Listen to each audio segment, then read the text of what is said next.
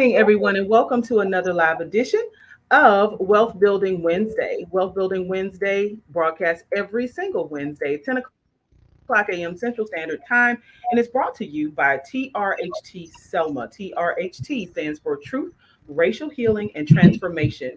We are an initiative that is consistent of or consists of two nonprofit organizations based right here in the historic city of Selma, Alabama. That is the Black Belt Community Foundation and the Selma Center for Nonviolence. Every Wednesday, we enjoy bringing you 30 whole minutes, right? It's a really quick episode, but what we want to do is to encourage everyone to get into building your own personal wealth. If you do your research and you start to see the landscape of financial opportunity in our country, you can see that there's definitely a wealth gap. And because of that gap, we have Wealth Building Wednesday. We want to get people prepared for not just working or not just owning their own business, but today we're going to get people prepared for the R word, retirement. Yes, So yes. it is indeed a pleasure to welcome our guest, Mr. Al Perry. He is a financial advisor. He is with VALIC Financial Advisors, a division of AIG, and he is an expert. Okay, so if you have questions, if you are working and don't understand your 401k or don't even know what a 401k is, we are going to break some of that information down for you today. And I'm sure this will not be the last time we'll have Mr. Perry on as a guest. So, good morning, Mr. Perry. Welcome to Wealth Building Wednesday. Yeah, and good morning. It is absolutely a pleasure to be here and to be able to talk about this subject. It's a very interesting one. It's one that we often don't talk enough about. You know, it is talking about money is not taboo. Right, Almost like we don't want to talk about sex either. But right, it's a part of life. right. But no, money is not a taboo subject, and so we should reach a comfort level in talking about that. And when And we that's so talk more very about it, true. we'll get more familiar with it. Yes. Absolutely. I apologize for interrupting. I know that sometimes technology puts a gap in between us, Hmm. but that is a very good point. And one of the founding reasons for Wealth Building Wednesday is that, and for many people, money has become a dirty word, right? Because we Yes. think about, the lack thereof.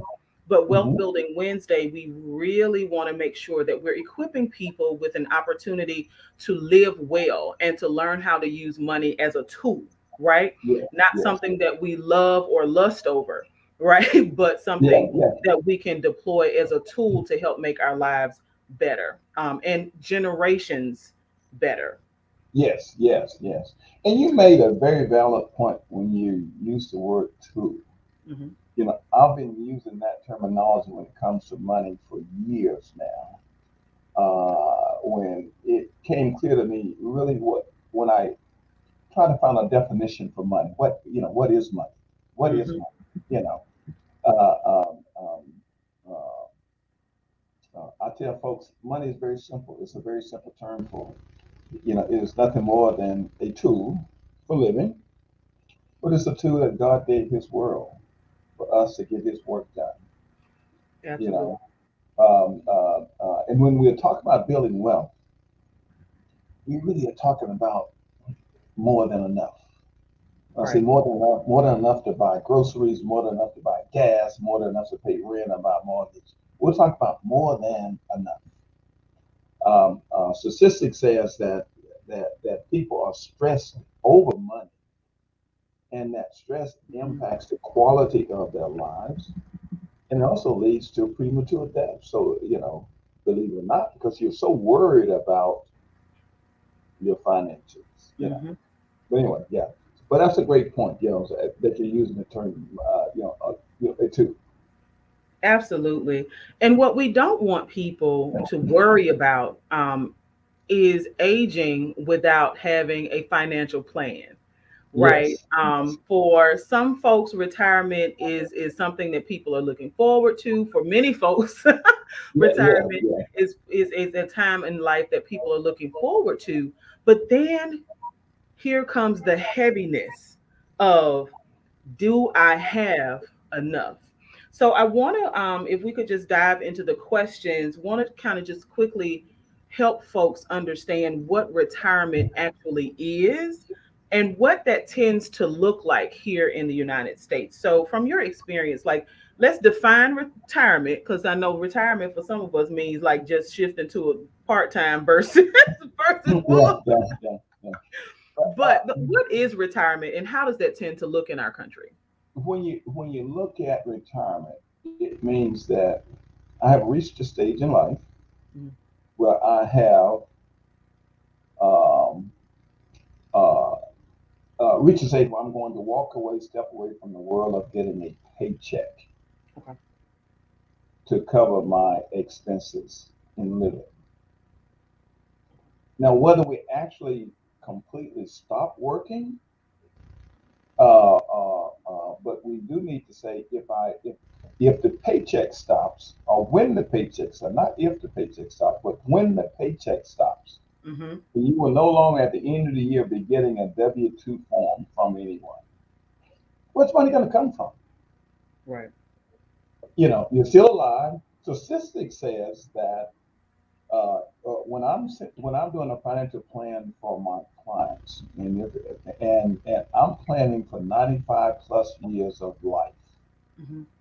In few words, we're putting a plan that says, Mr. and Ms. Klein, let's put a plan in place that says you're going to have more than enough money to take you to the year, at least a year of 95 years of life or Mm-hmm. more. That's what sister's saying. And so just think about it. If we're planning on leaving the world of work at 65, some people they stuck on 65, Mm-hmm. and they use that because of Social Security. Yeah. Yeah. Yeah. Well, most folk are not eligible for Social Security at their full age at age 65 Okay. because Social Security changed. They changed that down the road. And very simple. For someone who was born in 1960, Mm-hmm. January 1, 1960, and later, their full retirement age for Social Security is age 67. Okay. But if you were born before 1960, for example, in 1950, you were born in 1959, your full age is age 66 and 10 months. If you were born, so it goes back. The Okay. only way you're eligible at 65 if you were born 1937 and earlier. So most folks, that is beyond us now. So we ought to be asking ourselves, if whatever my desired retirement age is, what will my income stream look like? Yeah. And I like to use Social Security as the foundation. That's your foundation. That's gonna because I look at Social Security as a guaranteed income stream. Right.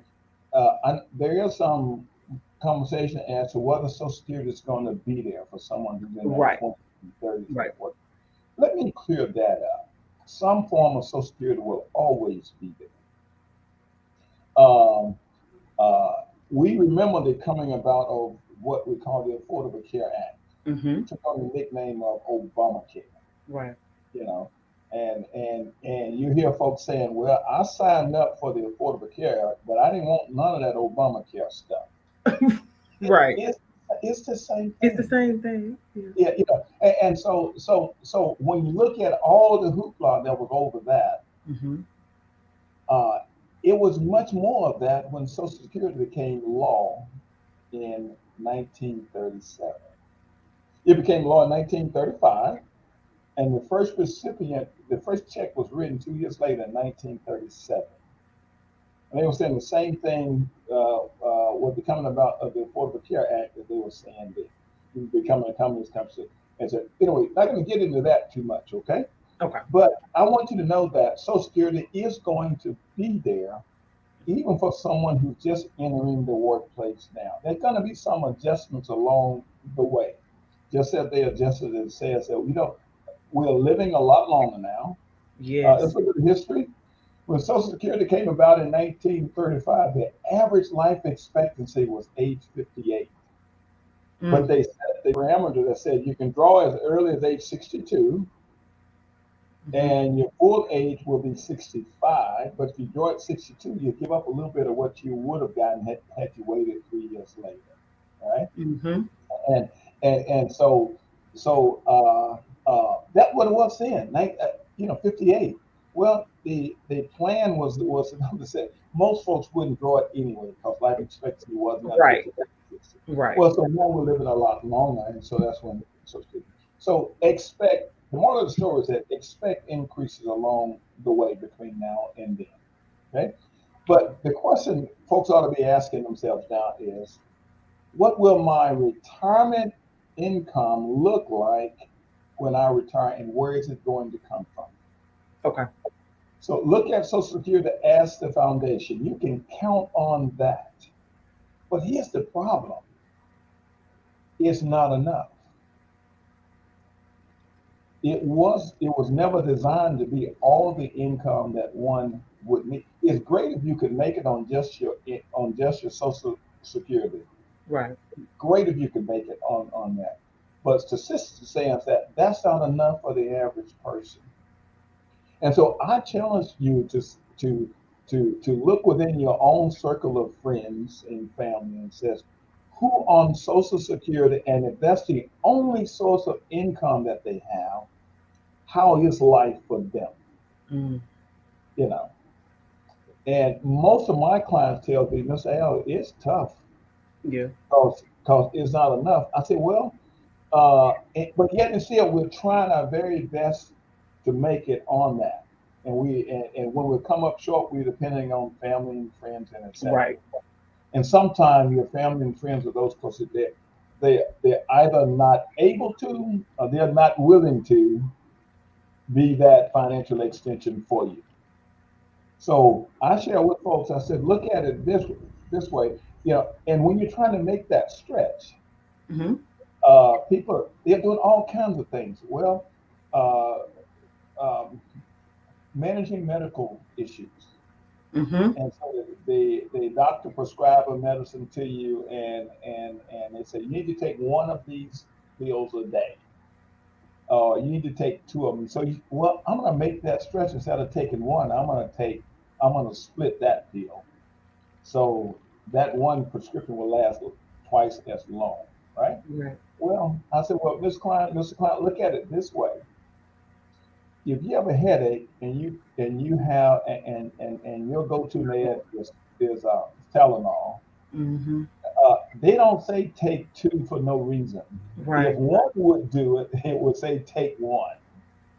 But the direction says take two. Right. So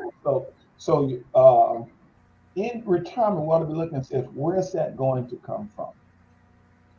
Well, if you know folks that well that is a shortage, you ought to be saying, you know what, I don't want to be like that when I get there, because you will get there. All you got to do is live on, and you will get there. So you got to say, I don't want that to be me. So you may be saying, okay, well, what should I be doing in the meantime? Well, you ought to be setting aside something from your paycheck for that time. And what you have to do is live beyond is not live beyond your means, but live on a lot less.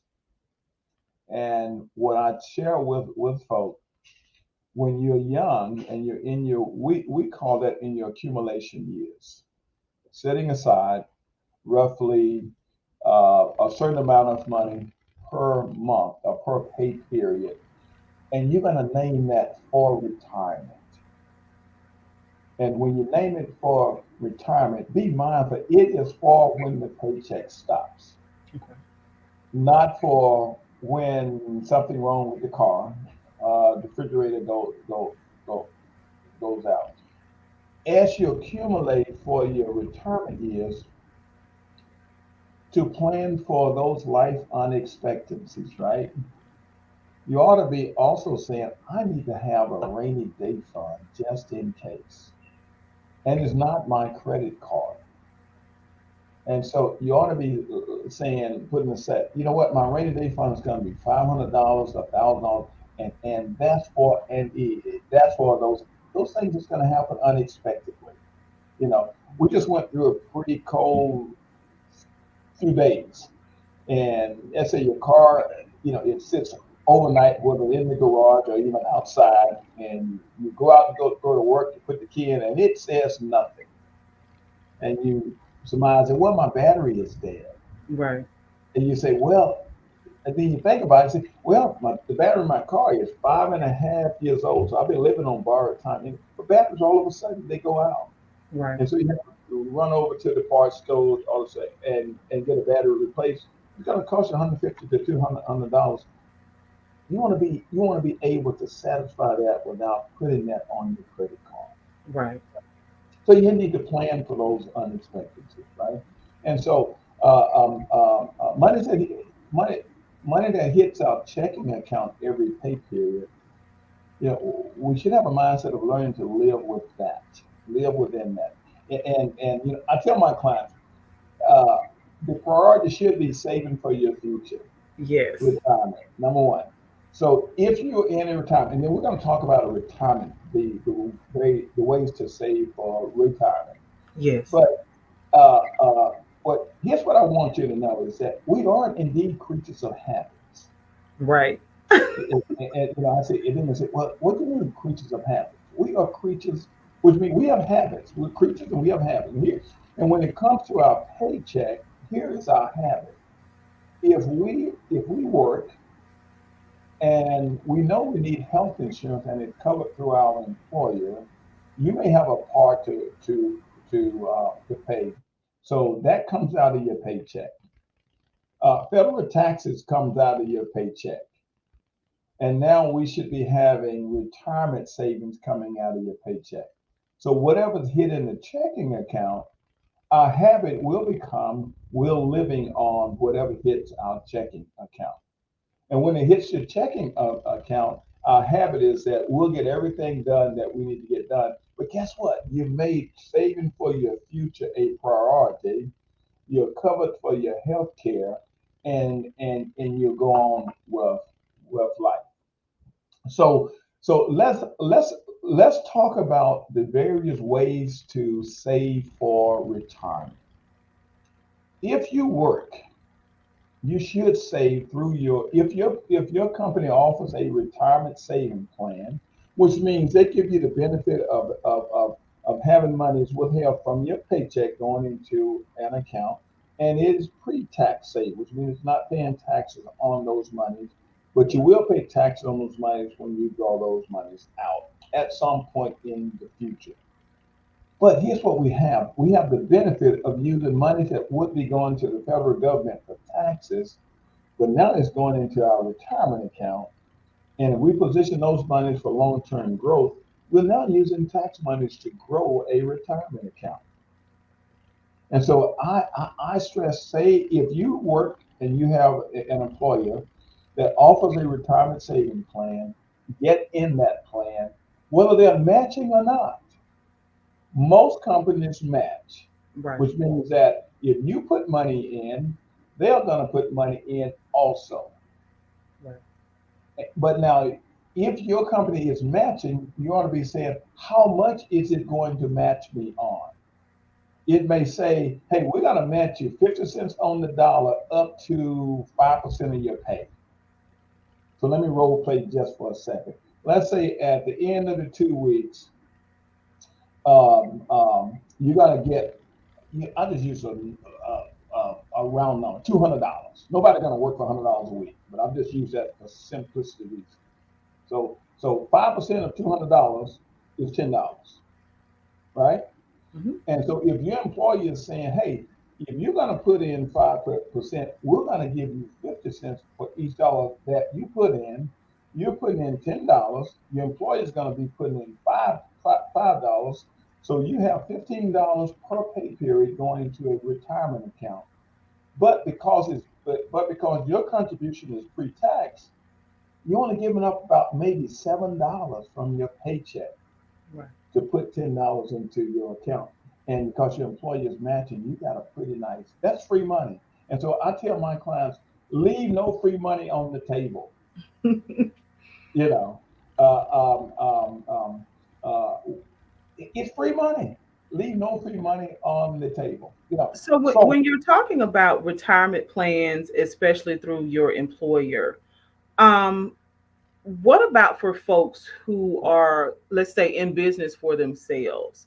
There are like IRAs and Roth IRAs and all of these different yeah, terms that float around. How do we successfully prepare for retirement when it comes to being an entrepreneur or small business owner?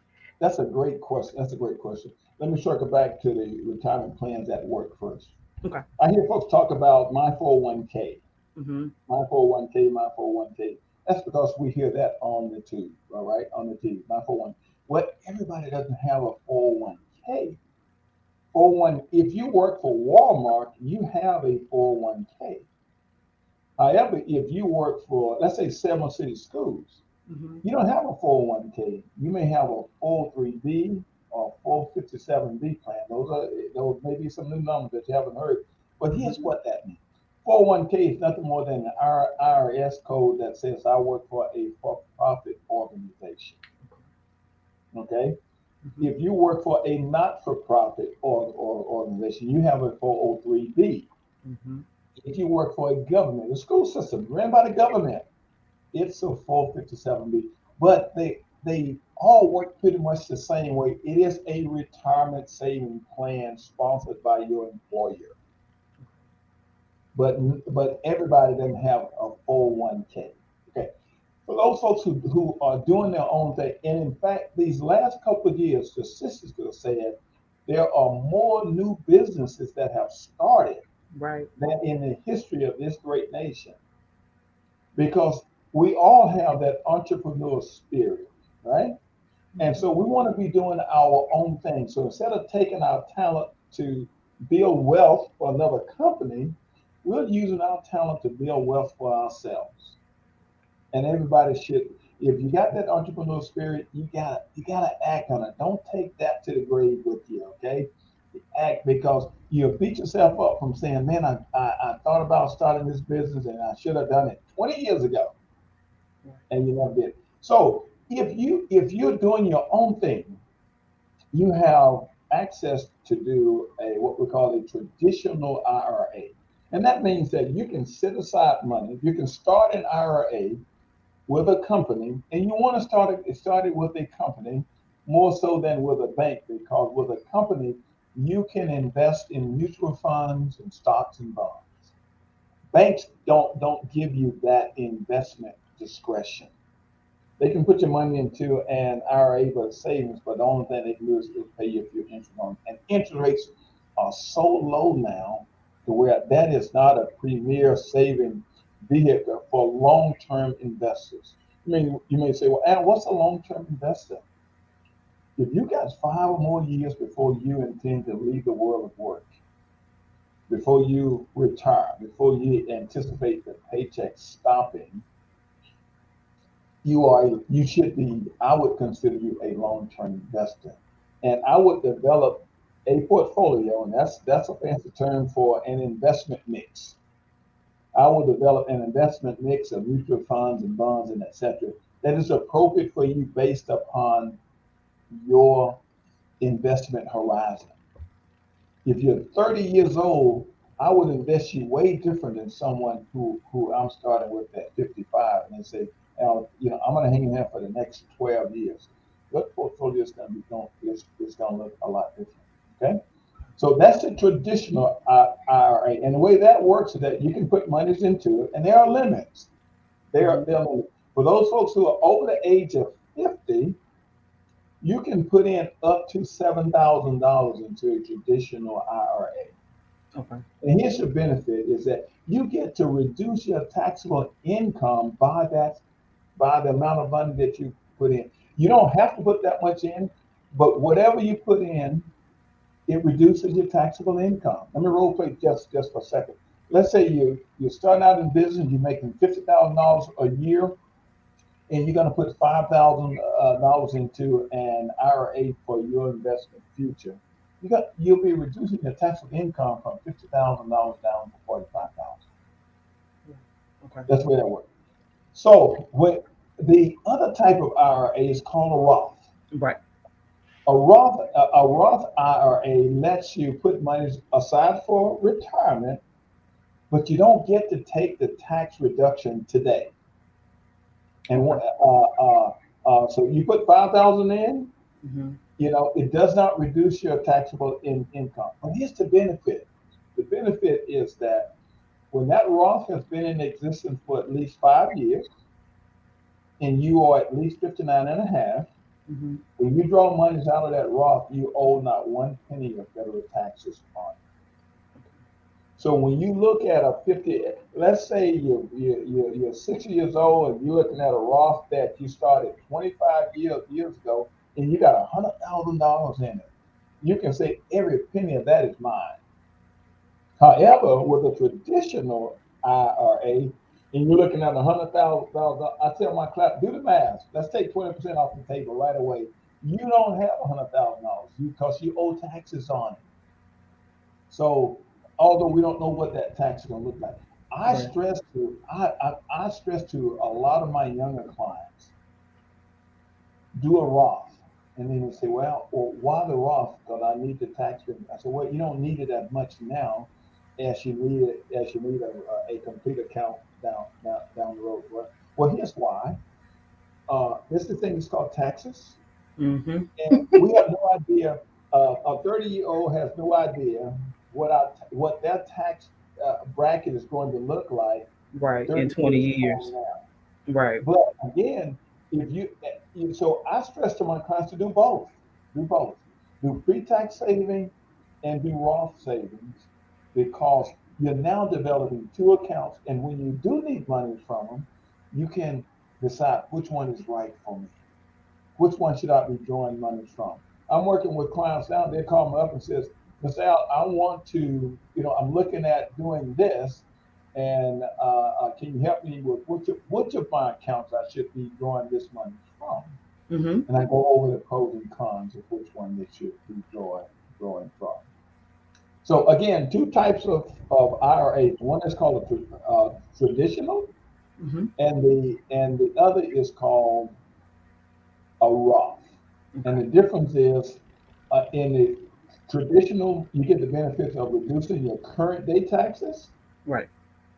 for the benefit of using that money to grow a very nice account, but you will pay taxes on that account when you draw it out.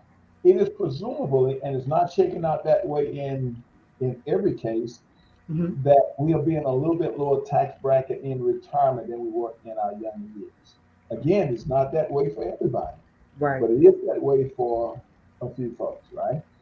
Hmm. And so you have the Roth, and the Roth says, "Hey, I'm not too concerned about my tax bracket today. I'm okay because I'm paying minimum taxes. It's not that big of a deal. But I do want the benefit of having a nice account, so when I draw from it in years to come, I don't owe Uncle Sam not one penny of taxes on Well, now I know that our viewers and our listeners are engrossed in this information because if you did not know the difference between a 401k and a Roth IRA and an IRA, a 403b, 453b, right? These it. are Yeah, all things. These are all 457, numbers. 457 B. 457. I'm sorry. These are all numbers or codes, IRS codes that we need to be familiar with because Yes. y'all, if we do not prepare for a life well lived, right? With our Uh-huh. average age in this country of being well over 85 years of age, we've got to be prepared. Yeah, yeah, And what yeah, better yeah. time to start than now?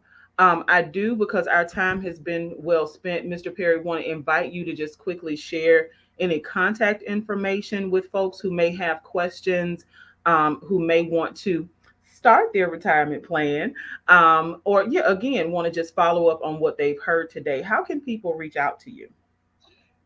Great, great. Yeah, please reach me. I will give you my cell number. Okay. You can reach me at 334-888-5828. 334-419-6551. Again, 334-419-6551. You can also reach me via email. It's real simple, al.perry, Perry, at AIG, A as in Apple, I as in India, G as in golf.com. Let me share with you, listening audience, is that Mhm. I do consultation for absolutely no cost. Not because I not only because I can, I just don't. Because my focus is to help is to help folks to better understand money, help them to better understand what they are doing and how to clarify that. And Right. my position is that regardless of what one occupation in life is, you do have the ability to understand your money.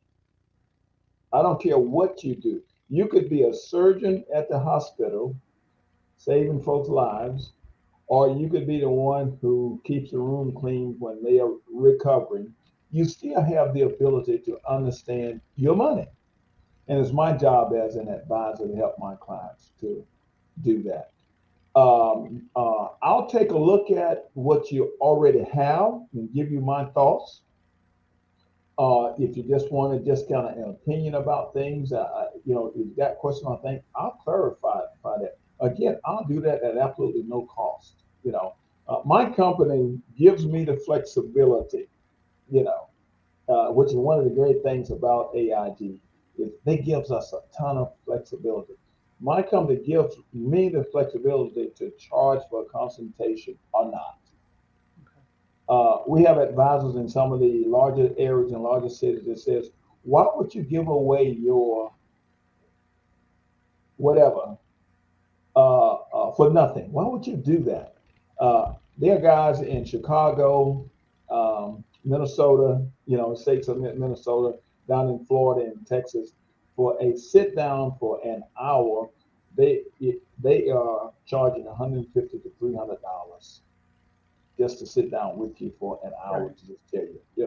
Kind of like an attorney, you need an attorney Mm-hmm. opinion. They're gonna say, hey, here's my hourly rate. Now sit down. Let me tell you, yes, you're in trouble, and it's not much I can do for you, but you still write a check for whatever that attorney rate is. Yeah. So I will, I'll take a look at what folks have, and again, it's at no cost to anyone. I don't charge anyone for that. Well, Mr. Perry, we definitely want to thank you for the time that you spent with us this morning. Mhm. And we will definitely have to have you back because we didn't even get through half of the question. Yeah, yeah, yeah. Here's Mhm. another focus too, right? I certainly want to talk. I welcome the opportunity to be back, and I want to talk about how do we build wealth? Right. Yeah, how do we build wealth? Absolutely. And we do want to build wealth. This is our building wealth is our way of leaving a legacy. So we'll talk about how do you do that through the investment process. Absolutely. Yeah. And we did have one of our viewers ask the question about how many people do you actually estimate can afford to save? So we'll hold on to that question and start from that point, Uh-huh. and move forward. When we have you back, I just want to quickly thank everyone for tuning in this morning, or if you're listening live on WBFZ 105.3, we want to thank you for listening. Always, if you want to know more about what we're doing and how we are working in the community, TRHT Selma provides a wealth of information about our programming at trhtselma.org. Until next Wednesday, y'all, let's get to building this wealth. Thank you so much. Thank you. Thank you.